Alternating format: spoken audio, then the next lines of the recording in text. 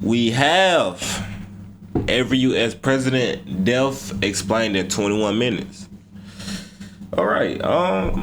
I know some U.S. presidents' deaths. Actually, one, J.F. Kennedy, he got shot in the noggin. So it is, this will inform me about my history. You know what I'm saying? So let's get started to it, man. From eating raw cherries to contaminated water at the White House to getting assassinated in broad daylight. This is how every U.S. president died and their final words. And spoiler, while some left an epic message, others talked about soup. But first, let's start at the beginning with George Washington, our first president, who got a serious throat infection after riding his horse in cold, snowy weather. He likely had epiglottitis, which is when that little flappy thing at the base of your tongue becomes inflamed. Today, that's an easy fix with antibiotics. But back then, doctors tried bloodletting, which is when they cut your arm and drain blood from your body. They thought it would somehow help, but it ended up making things way worse. And it's believed Washington lost 80 ounces of blood. 80? That's like 6 Red Bulls. He told his doctor, "I die hard, but I'm not afraid to go." And as he struggled to breathe, his final words were, "'Tis well." But if you thought that was dramatic, this is the most insane coincidence in U.S. history, where John Adams and Thomas Jefferson, the second and third presidents, died on the exact same day. They started out as friends and revolutionary bros. Jefferson wrote the Declaration of Independence, and Adams helped defend it. Squad goals. But in the election of 1800, the two became political rivals. Then, after a decade of not speaking, Adams and Jefferson reconnected as pen pals and became besties again. However, on July 4th, 1826, exactly 50 years after signing the Declaration of Independence, the spookiest thing happened. Jefferson grew ill from diarrhea, pneumonia, and a kidney infection. And on the night before his death, he asked, "Is it the 4th?" When they told him not yet, he held on for one more day. And his final words were, "No, doctor, nothing more." Meanwhile, hundreds of miles away in Massachusetts, John Adams was a sickly 90-year-old man dealing with heart failure. Completely unaware that his bestie Jefferson died hours earlier, Adams said his famous last words, "Thomas Jefferson survives." It's kind of crazy that these two, who spent their whole lives being frenemies, ended up checking out on America's birthday. Kind of like our fourth president, James Madison, who almost completed the 4th of July trifecta. Because after dealing with congestive heart failure, the father of the U.S. Constitution was on his deathbed, and doctors were trying desperately to keep him alive until July 4th. But when offered more stimulants by his niece, Madison said, "Nothing more than a change of mind, my dear. I always talk better lying down." Which basically meant he was ready to go, and died on June 28, 1836. I mean, come on, he was so close to making it to the 4th. But you know who did make it? The 5th president, James Monroe, who became the 3rd one to die on Independence Day. He had heart troubles which worsened after contracting tuberculosis. But his final words were about how he missed his old friend James Madison. "I regret that I should leave this world without again beholding him." And while most presidents die on their deathbeds, some die on the floor of Congress. Like the 6th president, John Quincy Adams, who after serving as president didn't retire to play golf, but instead went back to Congress as a representative. And while casting a no vote, he suffered a massive stroke, grabbing his desk and collapsing on the House floor. And after they carried him out, John Quincy Adams said, "This is the last of Earth. I am content." But some presidents have more peaceful endings, like Andrew Jackson, who is one of the most insane presidents in American history. He was a tough dude who fought in duels, survived the first ever presidential assassination attempt, and beat up his would-be killer with a cane. But despite all this, he didn't go down the way you might think. He got tuberculosis, had heart problems, and suffered from dropsy, which is when your body fills with too much water. Hydrate or dihydrate, am I right? And on his deathbed, surrounded by family, this tough guy turned into a softie, with his last words being, "Oh, do not cry, be good children, and we shall all meet in heaven." And then there's Martin Van Buren, our 8th president, who struggled with asthma and heart problems. He died quietly at his fancy house called Lindenwald, with his last words being, "There is but one reliance," which was his way of expressing his trust in God. And while Van Buren lived a long 79 years, our next president holds the record for the shortest presidency because of this one dumb mistake. During his inauguration, William Henry Harrison gave an insanely long 2-hour speech in the freezing cold rain without even wearing a coat. And for over a century, we thought he caught pneumonia and died. However, recent studies suggest this probably wasn't the cause, because he didn't get sick until 3 weeks after the inauguration. Experts now believe he either died from typhoid fever or septic shock due to contaminated drinking water at the White House. That's insanely unlucky, because Harrison only lasted 31 days in office, which means his vice president, John Tyler, got a promotion. But this president didn't have the best record with the people. He was the only president whose death wasn't officially mourned by the country, because during the Civil War, John Tyler sided with the South. He was even elected to the Confederate Congress. But before he should start the job, he started having dizzy spells and died of a stroke, with his last words being, "Perhaps it is best."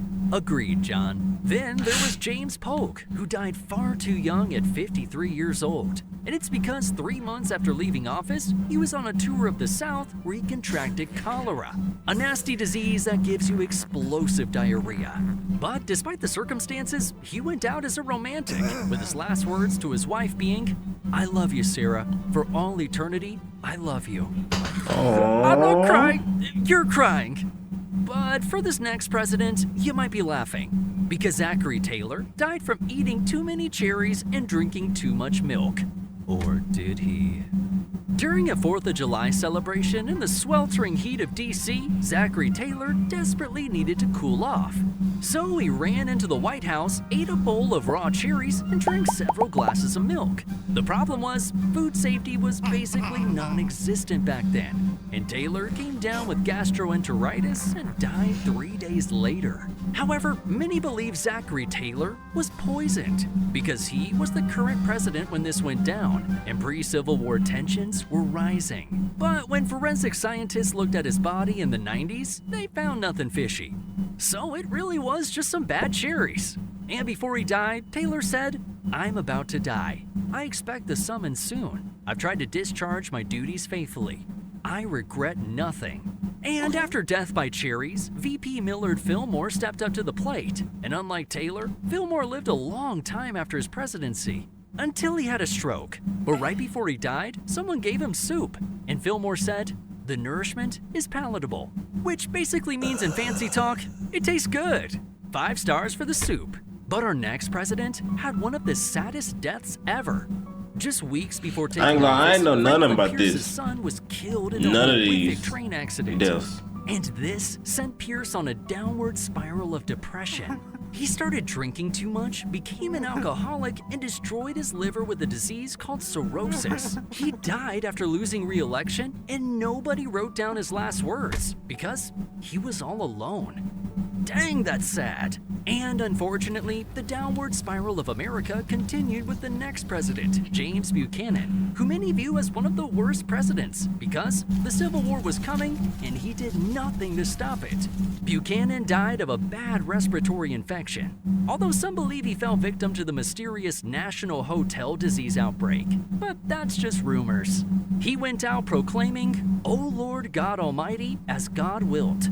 But you know what they say, weak men create hard times, and hard times create strong men. Which leads us to this tall drink of water with Abraham Lincoln. Abraham Lincoln, one of the greatest presidents in American history. Although the Confederate South might disagree, because while watching a play at Ford's Theater, Abraham Lincoln was shot in the head by John Wilkes Booth. And unfortunately, couldn't leave us with any words of wisdom. Instead, his final words were a casual reassurance to his wife in the theater box. She won't think anything about it. He was referring to what a friend might think of them holding hands at the theater. Scandalous. But after Lincoln's crazy assassination, VP Andrew Johnson took over, and he wasn't exactly immensely popular. Congress tried to kick him out of the office with impeachment. And years later, Andrew Johnson died from 2 strokes he suffered while visiting his family in Tennessee. The second stroke left him paralyzed on one side, with his final words being, "My right side is paralyzed. I need no doctor. I can overcome my own troubles." And while some presidents were hated, others were celebrated as war heroes, like President Ulysses S. Grant, who led the Union forces to victory in the Civil War. But after his presidency, things took a turn for the worst, where Grant lost his life savings in a bad investment scam. Turns out some dude was running a Ponzi scheme. And to make matters worse, Grant was diagnosed with throat cancer, probably from all the cigars he loved smoking, sometimes 20 a day. Give this guy a nicotine patch. But before he died, Grant wanted to write his memoirs so his family wouldn't be broke after he passed. So he sat there every day writing as cancer ate away at his throat. And his last word was water. A simple request for a glass of water because his throat was so dang dry. Pretty crazy way to go out. But our 19th president, Rutherford B. Hayes, died like most of the others, at old age from heart failure. His emotional last words were, "I know that I'm going where Lucy is," referring to his wife, who passed away 4 years earlier. But things got even crazier with our 20th president, James Garfield, who, after being in office for 100 days, was walking through a train station when a mentally unstable man stepped behind him and fired 2 shots. The first bullet grazed his arm. The second bullet was lodged in his back, but Garfield didn't die because the bullet never hit any organs. All right. However, it all went downhill when doctors stepped in. They probed around with unsterilized instruments, and one even punctured his liver. So although Garfield initially survived, he suffered from massive infections over the next 80 days until he slowly died, with his last words being, "Swaim, can't you stop the pain?" Poor guy was basically the victim of medical malpractice. Man, I hate Mondays. Garfield was succeeded by Chester A. Arthur, who eventually suffered from Bright's disease, which is kidney failure, and died from a stroke at 57. No definitive last words were recorded, but some say he whispered, "Life is not worth living." That's a bummer. Because our next president was a dude living life to the fullest, Grover Cleveland, who was our 22nd and 24th president. You go, Grover! He died from heart failure at 71, with his last words being, "I've tried so hard to do right." And the president caught between Cleveland's 2 terms was Benjamin Harrison, who came down with a bad case of the flu, which progressed to pneumonia. And despite good medical care, his lungs failed. So really, all of these presidents died from being sick. Well, most of them died from being sick, bad health. Nigga, work on some good health, man. Especially when you get older. His last words being, "Are there any doctors here? Doctor, my lungs." Poor guy couldn't breathe, but at least he wasn't one of the 4 U.S. presidents assassinated, like William McKinley, who was attending a meet and greet in Buffalo when one of the people waiting in line was Leon Czolgosz, a Polish-American anarchist. He concealed a .32 caliber revolver under a handkerchief wrapped around his right hand. When it was his turn to meet the president, Leon fired 2 bullets into McKinley's abdomen. Luckily, one bullet grazed him, but the other went deep into his stomach. So they rushed him to the hospital. But the problem was doctors couldn't locate the bullet. So 8 days after the doctor's attempted game of operation, gangrene set in and McKinley died, with his last words being spoken to his wife. "We're all going. We're all going. God's will be done, not ours." But after this, Americans were fed up with presidents being killed. So the Secret Service gained full-time responsibility for protecting the president. Yeah, I think it's about time. Now, VP Teddy Roosevelt got promoted to the top job, and this guy was one of the toughest presidents we've ever seen. He served 2 full terms and wanted to come back for a third. In 1912, Teddy ran again as a third-party candidate for the Bull Moose Party, and when stepping out of his hotel to give a speech, he was shot in the chest. However, he didn't die. In fact, he got right back up and gave an 84-minute speech with a bullet lodged in his chest. Damn. That's pretty wild. Teddy went on to live another 6 years, where he led a deadly expedition through the Amazon rainforest, and once again, almost died. This time from a leg infection, weight loss, and malaria. and many believe this permanently weakened him. Because at 60 years old, Teddy died from a blood clot in his sleep, with his last words being, "Put out the light, James." Man, pour one out for Teddy. Because while some presidents are warriors, others are William Howard Taft. The president famous for being so fat, he got stuck in his bathtub. Charming. But believe it or not, that's not how he died. At only 5'11", William Taft ballooned to over 300 pounds, which strained his heart. And although he lost a great deal of weight, the damage was already done, with Taft dying from heart failure at 72. And his final words weren't recorded, so we'll just have to use our imagination. Woodrow Wilson never fully recovered from a massive stroke he suffered while in office. Unfortunately, Bro, how do you get a stroke? All these folks are getting strokes. How do you get a stroke? he lived his final years partially paralyzed, with his last words being, "I am a broken piece of machinery. When the machine is broken, I am ready." But at least this dude died after being president. Unlike Warren G. Harding, who was dealing with corruption scandals while president. So in an effort to rebuild public trust, he went on a cross-country speaking tour. But the situation was so dang stressful, he developed pneumonia. And while resting in bed with his wife reading the paper, Harding died from a heart attack. Poor guy's last words were, "That's good. Go on, read some more." And his VP Calvin Coolidge became the next president, who after a few years of leaving office, died suddenly of a heart attack at age 60. Silent Cal was famously super quiet, so upon news of his death, Dorothy Parker joked, "How can they tell?"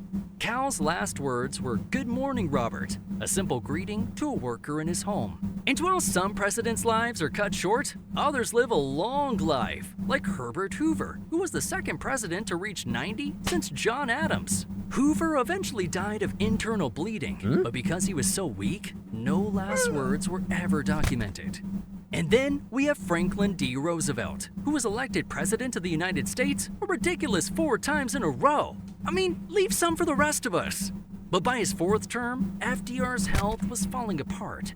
He dealt with high blood pressure, heart disease, and I sure was wondering, like, has a president ever been elected 3+ times? Because Barack Obama elected twice, Donald Trump elected twice, but it has. That's true. See, that's what I'm saying. Like, this is like information that I've not known over 20 years. Which left him paralyzed from the waist down. Oh, and on top of all that, he had to deal with the stress of the Great Depression and a small conflict called World War II. Pretty crazy. So in his 4th term, FDR suffered a massive stroke while posing for a portrait at his Georgia retreat. His last words were, "I have terrific pain in the back of my head." Which means VP Harry Truman became the next president, and he lived for several more decades until he was hospitalized at 88 years old from pneumonia. Truman's condition worsened as multiple organs failed and he slipped into a coma. And because he was in a coma, no last words were recorded when he died. On the other hand, we know the exact last words of Dwight D. Eisenhower, and they were pretty direct. After a long history of heart attacks and strokes, Eisenhower was hospitalized at the famous Walter Reed Hospital. He ultimately died from congestive heart failure, with his last words being, "I want to go. God take me." Sometimes presidents are ready to go, while others are taken far too soon. Like President John F. Kennedy, who was famously riding in an open motorcade in Dealey Plaza when a sniper's bullet struck his head, killing him in an instant. Now, we're not going to get into all the theories about who really killed JFK, but most believe the main dude responsible was Lee Harvey Oswald, who was murdered himself just 3 days later, making things even more suspicious. But before the assassination, Nellie Connolly was sitting in the middle row when she told JFK, "Mr. President, you can't say Dallas doesn't love you." And JFK responded, "No, you certainly can't," just seconds before he was shot. At just 46 years old, Kennedy was the youngest president ever killed in American history. And the man that took his place was Lyndon B. Johnson, who died 10 years later when he had a massive heart attack at his Texas ranch. And as he felt it come on, he grabbed the telephone and said, "Send Mike immediately," referring to his Secret Service agent. But it was too late. Those were his final words as he dropped dead. Now, Richard Nixon died in a similar fashion. Famous for dealing with Watergate and getting impeached, dude lived a pretty stressful life. But Nixon didn't die until he was 82. After suffering a massive stroke in his home in New Jersey, Nixon yelled, "Help!" That was his last word as he was rushed to the hospital and slipped into a coma before finally passing. But I wonder if that was more stressful than the time he resigned from being the president, because the next man up was Gerald Ford, who served out the rest of his term. And thanks to modern medicine, Gerald Ford lived to the ripe age of 93 years old when he died from cerebrovascular disease, which is a fancy way of saying blood couldn't flow to his brain. He also struggled with arteriosclerosis, which is hardening of the arteries. All of this led to the peaceful passing of Gerald Ford in his California home, where he set the new record for the longest living president in U.S. history. But no last words were made public. His family wanted to keep things private. But Ford's record didn't last very long, because the next president, Jimmy Carter, seemed to live forever. In fact, he literally just died. Jimmy Carter lived to be 100 years old before dying of natural causes on December 29, 2024. Although his actual moment of death last words weren't publicly reported, in the final weeks, Carter told his family that he was ready to see Rosalind again, referring to his wife who had died a month earlier. It's pretty crazy to see a president reach the century mark. And Ronald Reagan wasn't too far behind, dying at 93 years old after a decade-long battle with Alzheimer's. And since he had Alzheimer's, Reagan had no lucid final words before he died. Man, I hate that disease. Kinda like I hate Parkinson's, which is what George H.W. Bush suffered from in his final years, which left him wheelchair-bound. His last phone call was to his son, the other President George Bush, where he said his final words, "I love you too," right before dying at 94 years old. But that takes us to today, where 5 presidents remain. And although it's the most dangerous job in the world, modern-day presidents live longer than ever before. Shout out to the Secret Service and top-notch medical care. Cause the average lifespan of presidents went from 70 years old in the 18th and 19th centuries up to 78 years old in the 20th century. In fact, we have an old guy in office now, and he had to dodge a couple bullets to get there. But if you think that's crazy, I'll leave you with the most insane presidential death facts. 8 presidents died while in office, 4 were assassinated, and 4 died from natural causes. The youngest president died at 46, while the oldest president died at 100. Remarkably, Adams and Jefferson died on the exact same day. And don't get me started on the insane coincidences between Lincoln and JFK's assassinations. But I guess we'll save that for another video.